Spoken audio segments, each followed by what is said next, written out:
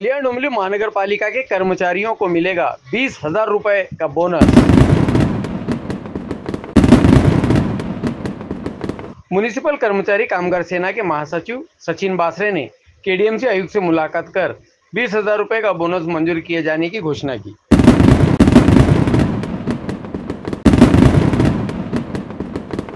नाही, युनियन म्हणून म्युनिसिपल कर्मचारी कामगार सेनेने 8/9/2025 ला बोनसची मागणी केली होती। त्याप्रमाणे माननीय अतिरिक्त आयुक्त आणि आयुक्त यांच्या इथं काल बैठका झाल्या।